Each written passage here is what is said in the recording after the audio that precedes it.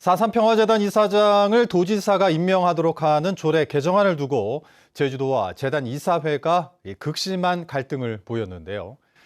제주도가 기존 조례안을 수정해 도의회에 제출했지만 재단 독립성 문제를 두고 입장 차이가 여전해 진통이 이어질 것으로 보입니다. 박주영 기자가 보도합니다. 재단 이사장에 이어 권한 대행까지 사퇴하며 극한 갈등을 낳고 있는 제주도와 4.3 평화재단. 발단은 이사장과 이사를 도지사가 임명하겠다는 제주도의 조례 개정안이었습니다.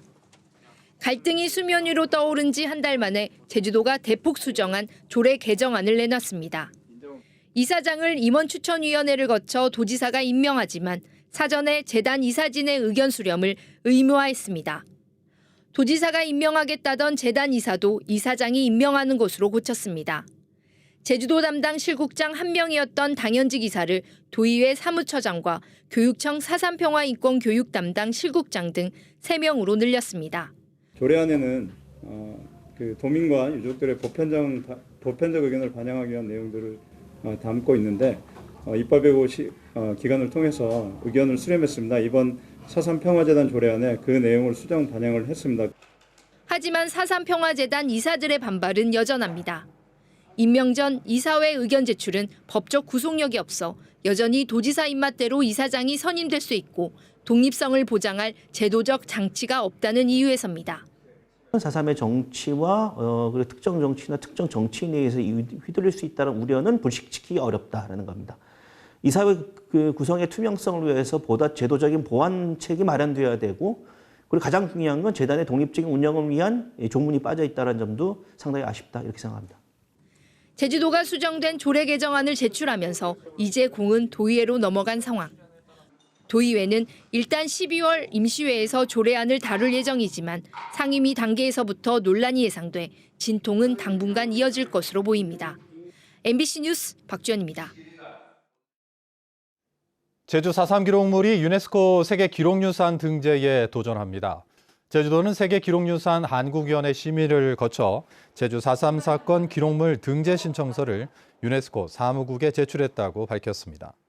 해당 기록물은 군법회의 수용인 기록과 유족 증인, 도의회 4.3 피해 신고서와 순위 삼총 등 제주 4.3 당시부터 정부의 공식 진상조사 보고서가 발견된 2003년까지 생산된 기록물 14,600여 건입니다.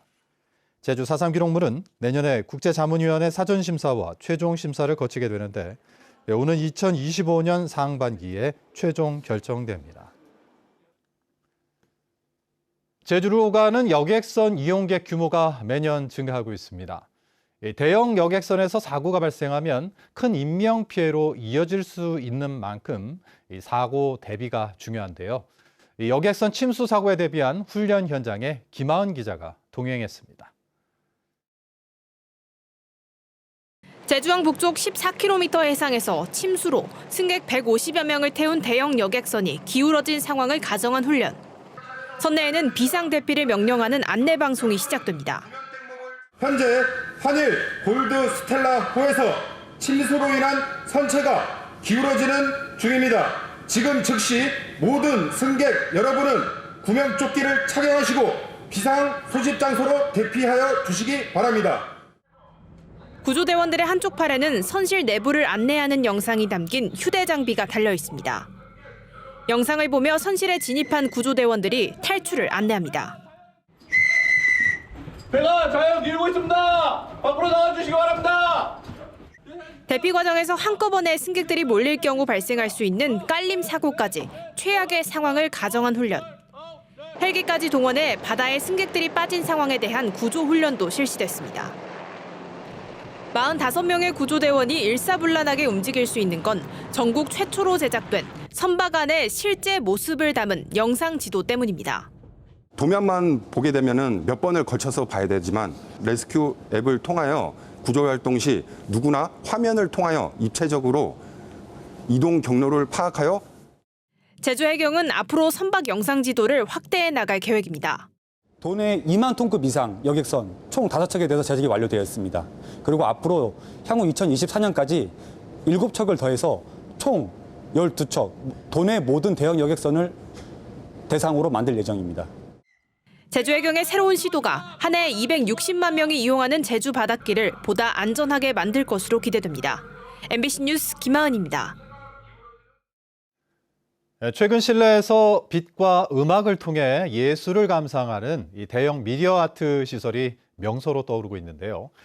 국내에서는 처음으로 제주를 대표하는 화가 이활종 화백의 작품을 주제로 한 전시가 마련돼 눈길을 끌고 있습니다. 홍수연 기자입니다. 흐드러지게 핀 붉은 동백꽃. 나뭇가지 사이에 앙증맞게 앉은 하얀 새가 눈길을 사로잡습니다. 제주 섬을 연상시키듯 집과 자동차, 달리는 말이 한데 어우러진 동백나무. 사람보다 큰 동물과 동물보다 더 큰 꽃에서는 원근법을 적용하지 않고 다양한 색채로 만물을 평등하게 그린 이활종 화백의 작품 의도를 읽을 수 있습니다. 빛과 음악으로 재해석한 이활종 화백의 몰입형 미디어 아트 아미엑스 전시입니다. 제가 미디어 아트를 제 자신이 많이 이렇게 몇 편 만들었어요. 근데 이렇게 큰 공간에서 한 건 처음이거든요. 근데 굉장히 만족합니다. 주로 해외의 명화를 주제로 한 기존 몰입형 미디어 아트 전시와 달리 국내 작가 작품을 주제로 하기는 이번이 처음입니다. 제주 정착 33년, 올해 78의 나이에도 계속된 이 화백의 도전이 캔버스 위가 아닌 빛과 음악으로 다시 태어난 겁니다. 예술과 과학은 항상 앞을 보고 발전해 나가는 거니까 더 여러 가지 생각을 하면서 우리가 자기 자신을 개발해 나가는 거, 그게 중요하다고 생각합니다.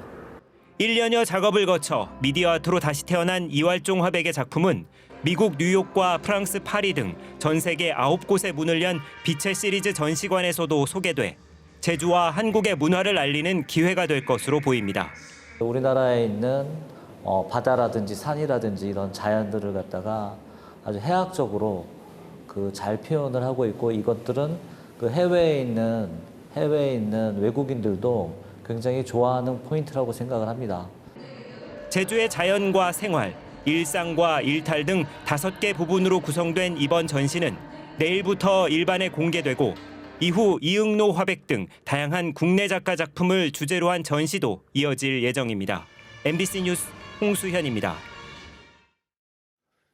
찬 대륙 고기압의 영향으로 기온이 급격히 떨어졌습니다. 제주지방기상청에 따르면 오늘 낮 최고 기온은 제주 8도 등 영상 10도 아래 머물렀고 산지는 하루 종일 영하권을 보였습니다. 찬 공기가 만들어낸 눈구름대로 산지에는 내일까지 최고 10cm의 눈이 오겠고 해안 지역은 5mm 내외의 비가 예상됩니다. 제주 남쪽 먼바다에 풍랑특보가 내려진 가운데 전 해상에서 3m 정도의 높은 파도가 일 것으로 보여 방해하는 선박에 주의가 필요합니다. 제주도 내 소규모 태양광 발전 사업자들은 제주도청 앞에서 집회를 열고 출력 제한에 대한 보상과 신규 재생에너지 인허가 중단을 촉구했습니다. 이들은 출력 제한이 심해지고 전력계통 연결을 기다리는 태양광 발전 시설이 현재 500곳, 250메가와트에 이르렀는데도 제주도가 추가로 150메가와트를 허가했다며 재생에너지 총량제 실시를 요구했습니다. 또 출력 제한 보상과 소규모 태양광 발전 지원을 위한 특별법 제정도 촉구했습니다. 제주 지역 미분양 주택이 사상 최고치를 기록하는 등 주택 시장 침체가 가중되고 있습니다. 국토교통부가 발표한 지난달 주택 통계에 따르면 제주의 미분양 주택은 2,523가구로 역대 최고를 기록했습니다. 특히 악성 미분양으로 분류되는 준공후 미분양 주택도 사상 처음 1,000가구를 돌파했습니다. 미분양 주택이 늘면서 신규 주택 인허가와 착공 물량이 줄어들고 주택 거래량도 위축되는 등 부동산 시장 침체가 장기화되고 있습니다. 어제 아침 7시쯤 제주시 상추자도 후포 해수욕장 인근 갯바위에서 낚시를 하던 50대 남성이 바다에 빠져 해경이 구조해 병원으로 옮겼지만 숨졌습니다. 해경은 목격자 진술 등을 바탕으로 정확한 사고 경위를 조사하고 있습니다. 천연기념물 문섬 일대 안반과 법정보호종 산호를 훼손해 논란이 일었던 관광 잠수함에 대한 현장 실사가 진행됩니다. 문화재청과 제주도 세계유산본부는 내일 서귀포 문섬 일대를 방문해 이 관광 잠수함 업체에 대한 현장 실사를 진행한다고 밝혔습니다.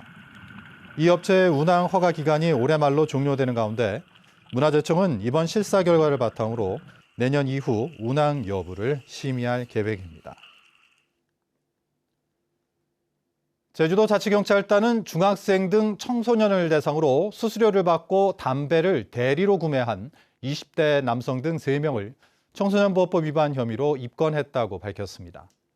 이들은 대리 구매 등 해시태그를 달고 사회관계망 서비스에 올린 뒤 접근한 청소년에게 메시지를 보내 담배 수량과 종류, 전달 방법 등을 정하고 한 갑에 최고 5,000원의 수수료를 받은 혐의를 받고 있습니다. 또 이들은 인적이 드문 장소에서 직접 청소년을 만나거나 일정 장소에 물건을 놔두는 던지기 수법으로 전달한 것으로 확인됐습니다. 도내 주택에서 면허 없이 치과를 운영한 60대가 재판에 넘겨졌습니다. 제주지방검찰청 형사 3부는 지난 2016년 12월부터 6년 동안 도내 한 단독주택에 환자 대기실과 방사선 촬영실 등 시설과 장비를 갖추고 면허 없이 치과를 운영한 혐의로 60대 남성을 구속 상태로 재판에 넘겼습니다.